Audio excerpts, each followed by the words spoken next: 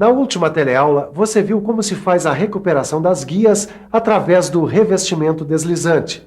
Na teleaula de hoje, você vai conhecer outra técnica de recuperação das guias, o processo mecânico convencional. Você vai ver o que é o processo mecânico convencional e vai acompanhar, passo a passo, como é realizado o rasqueteamento.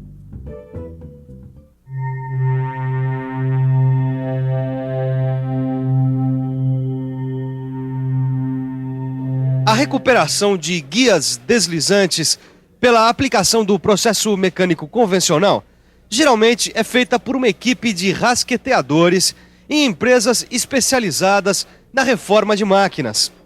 Como você vai ver, esse tipo de recuperação consiste basicamente em usinar e rasquetear as guias. Mas antes da gente continuar, vamos ficar sabendo o que significa rasqueteamento.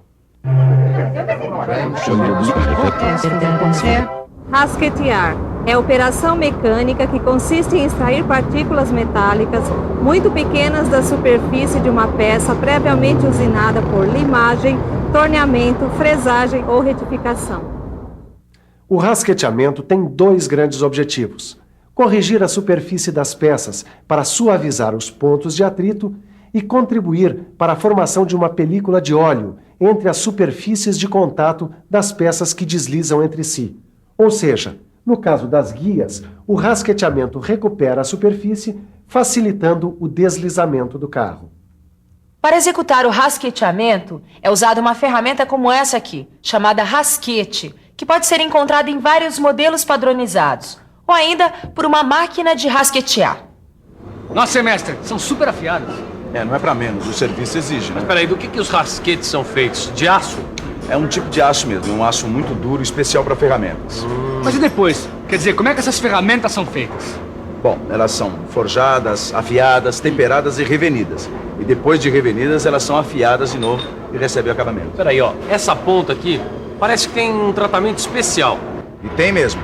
Em alguns casos, as pontas intercambiáveis são feitas de aço ou tungstênio, que é bastante duro. Por isso mesmo, eles são usados quando a gente trabalha com metais ou ligas metálicas muito duras. Mas me diz uma coisa, qual é o ângulo de corte dessas ferramentas? Ela varia de 60 a 110 graus. Agora que você já conhece algumas características do rasquete, é hora de conhecer as aplicações do rasqueteamento. O rasqueteamento é aplicado nas superfícies côncavas dos mancais de deslizamento, em faces planas dos instrumentos de medida e de controle, como réguas, mesas e bases de níveis, e em guias de barramento de máquinas-ferramenta. A qualidade de uma superfície rasqueteada pode ser percebida pelo número de pontos de apoio apresentados em uma área de 25 milímetros quadrados. Essa área, com um determinado número de pontos de apoio, é a unidade de qualidade da superfície rasqueteada. Ou seja, dependendo do número de pontos de apoio que uma área de 25 milímetros quadrados apresenta, nós teremos um grau de qualidade diferente. Na verdade, são 4 graus de qualidade: rasqueteado desbastado de ajuste, rasqueteado desbastado de desbaste, rasqueteado fino de acabamento e rasqueteado finíssimo de acabamento. E para conhecer as características de cada um desses graus de qualidade, basta consultar uma tabela igual a essa, que você vai encontrar no seu livro. Ela indica o número de pontos de apoio, o emprego e o tipo de superfície para cada grau de qualidade de rasqueteamento. Você vai ficar sabendo, por exemplo, qual o tipo de rasqueteamento mais indicado para guias e barramentos de máquinas de todos os tipos, que é o rasqueteamento fino de acabamento. E nesse quadro, que você também vai encontrar no seu livro, você pode ver como ficam as superfícies rasqueteadas, com os 4 graus de qualidade. Aqui elas estão ampliadas e são mostradas de lado e de cima. Tem que ter força, hein? Sim, é preciso ter força, mas é também preciso ter muita paciência e habilidade. Peraí, paciência e habilidade? Mas afinal, como é que se rasqueteia uma superfície? E você? Também está interessado em saber como é que é o serviço de rasqueteamento? Calma aí, que agora a gente vai ver como é que é o rasqueteamento plano, que é um dos mais usados, principalmente na recuperação de guias deslizantes.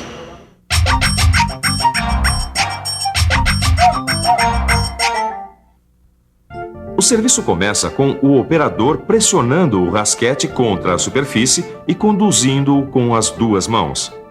Caso não seja canhoto, o operador pega com a mão direita o cabo do rasquete, aplicando força na direção dos impulsos, sempre mantendo o ângulo de inclinação correto.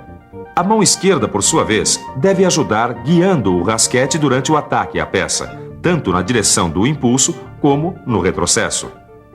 Durante o desbaste, o operador deve atacar a peça com impulsos bem fortes, apoiando o rasquete com o peso do corpo. Depois de desbastada a superfície, é hora do acabamento. No caso do acabamento fino, o operador deve girar o rasquete sobre seu eixo longitudinal enquanto faz o impulso. E no rasqueteamento de acabamento finíssimo, o rasquete, além de ser girado sobre o seu eixo, deve ser aplicado com pressão menor e curso mais curto.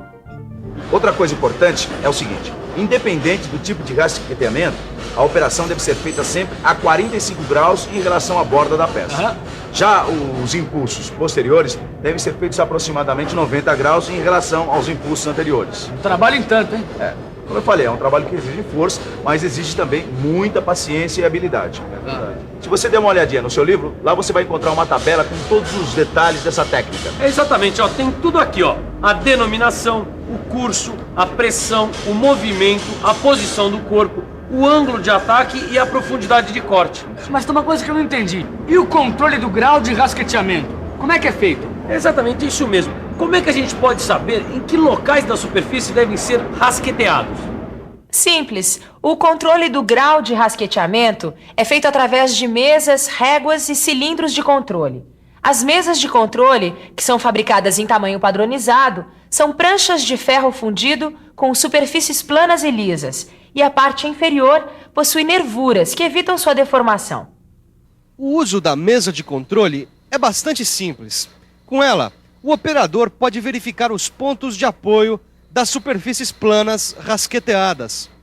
Para fazer essa verificação, o operador passa tinta sobre a superfície da mesa de controle e apoia a peça sobre ela. Depois de um tempo, ele retira a peça e a observa.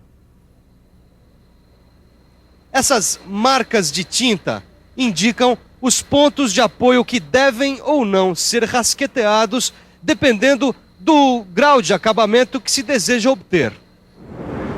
Ô mestre, e a régua? Quando é que ela é usada, hein?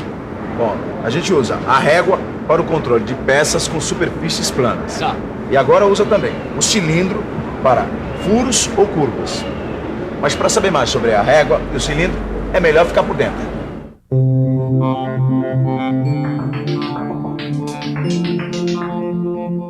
As réguas e os cilindros de controle apresentam dimensões que variam de 100 a 2.000 milímetros de comprimento.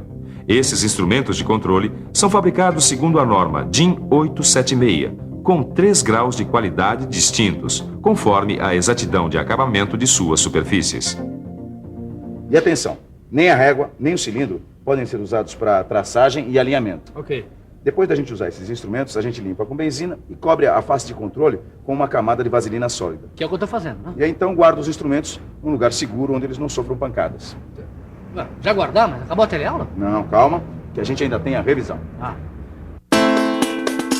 E atenção, se liga aí que é hora da revisão. Na teleaula de hoje, você conheceu o processo mecânico de recuperação de guias de deslizamento, o rasqueteamento. Viu que os rasquetes são fabricados em aços liga para ferramentas. Viu que a unidade de qualidade de uma superfície rasqueteada é dada pelo número de pontos contidos em área igual a 25 milímetros quadrados. Viu que o controle do grau de rasqueteamento de uma superfície plana de uma peça pode ser feito com uma mesa ou régua de controle. Viu que os cilindros de controle são usados para verificar o grau de rasqueteamento de superfícies curvas. Agora é com você. No seu livro de estudos, você vai encontrar tudo o que a gente viu aqui sobre guias deslizantes. Vai poder estudar as tabelas, que são muito importantes para o trabalho de manutenção das guias deslizantes. Bons estudos e até a próxima.